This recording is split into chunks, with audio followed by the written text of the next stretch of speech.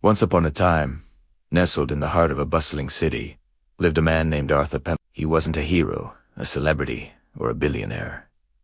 Arthur was a postman. For 40 years, he'd walked the same streets, delivered letters to the same houses, and watched the city grow and change around him like a slow-moving river. To most, he was just a man in a blue uniform, a familiar, fleeting face. But Arthur carried a secret. He was a keeper of stories. Every letter, every postcard, every package he delivered was more than just paper and ink to him. It was a fragment of a life, a whisper of a story. He'd see postcards from faraway lands and imagine the adventures of the traveler. He'd deliver university acceptance letters and feel the surge of pride and excitement for a future just beginning. He'd handle letters with shaky handwriting addressed to old friends and feel the warmth of a lifelong connection. But over the years, the weight of his mailbag had lessened. Emails, texts, and social media had replaced the handwritten word. The stories were becoming digital and tangible. The mailbag felt lighter, but Arthur's heart felt heavier. He missed the weight of human connection,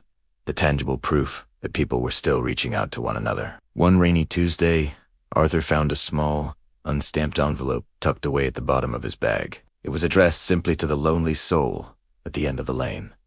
There was no street name, no house number. The end of the lane in his district was an old, forgotten park bench overlooking a quiet canal. Curiosity piqued. Arthur took the letter with him. He sat on that very bench, the rain pattering softly on his umbrella. With hesitant fingers, he opened the letter. The handwriting was neat, almost It read, "To whoever finds this, I hope you are having a better day than I am. Sometimes, the world feels too big, and I feel too small. I wish I had someone to share a cup of tea with." It was Signet, a friend you haven't met. Arthur's heart ached. He knew this feeling all too well. He looked at the empty bench beside him. For years, he'd been a silent observer of other people's connections, a courier of their emotions. But he had never truly participated. He folded the letter, placed it in his pocket, and made a decision. The next day, Arthur returned to the bench, but he didn't come alone. He brought a thermos of hot tea and 2 cups. He also brought a small notebook and a pen. He sat down and wrote a reply. "Dear friend," he began, "your letter found me. I am a postman, and I've carried many stories, but yours touched me the most. I'm having that cup of tea now, and I've poured one for you. I'll be here again tomorrow. I hope you'll join me, even if it's just in spirit." He left his note, along with a tea bag, tucked into a small envelope addressed to a friend I haven't met.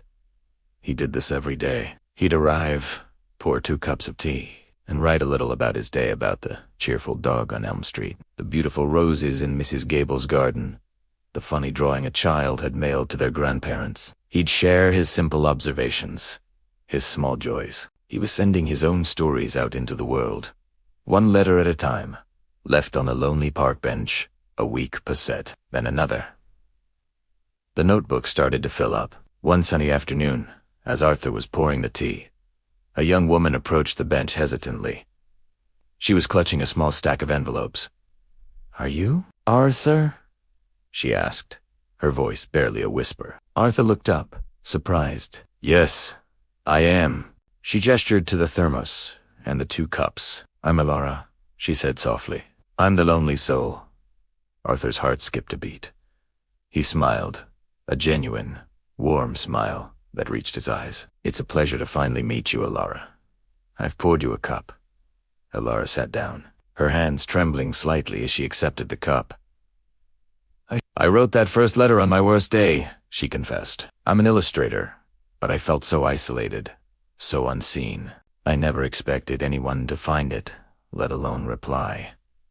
She opened her bag and showed him her own notebook, filled with sketches, inspired by his letters. There was the cheerful dog, Mrs. Gable's roses, even a caricature of Arthur himself, smiling. They talked for hours. Arthur spoke of the stories he'd carried for 40 years, and Alara spoke of the stories she longed to draw. They were 2 lonely souls who had found a connection in the most old-fashioned way imaginable. Their daily meetings on the bench became a ritual, but something unexpected began to happen. People in the neighborhood started to notice. They saw the old postman and the young artist sharing tea and stories every day. Intrigued, a few people started leaving their own notes on the bench. One was from a young father, overwhelmed and exhausted. Another was from an elderly man who had just lost his wife. Arthur and Alara started what they called the Bench Project.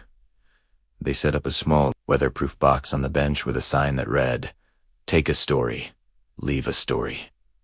It became a community post office for the heart. People would write anonymous letters about their fears, their hopes, their small victories, and their silent struggles. And others would write back, offering words of encouragement, shared experiences, and simple kindness. The lonely bench at the end of the lane was no longer lonely. It was a vibrant hub of human connection. Arthur's mailbag was still lighter than it used to be, but his heart had never felt so full. He was no longer just a carrier of stories. He was a creator of them, a weaver of a community tapestry, one letter at a time. Arthur eventually retired, but he never stopped visiting the bench. It had become the heart of the neighborhood, a testament to the fact that even in a fast-paced, digital world, nothing can truly replace the power of a simple, handwritten note. It was a reminder that you don't need to change the world to make a difference. Sometimes, all you need to do is pour a second cup of tea and be willing to listen.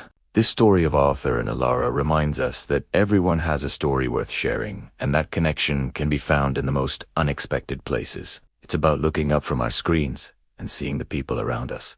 It's about understanding that a small act of kindness, like writing a letter or sharing a cup of tea, can ripple outwards, creating waves of change you might never have imagined. We are all carrying stories inside of us. Maybe it's time we started sharing them.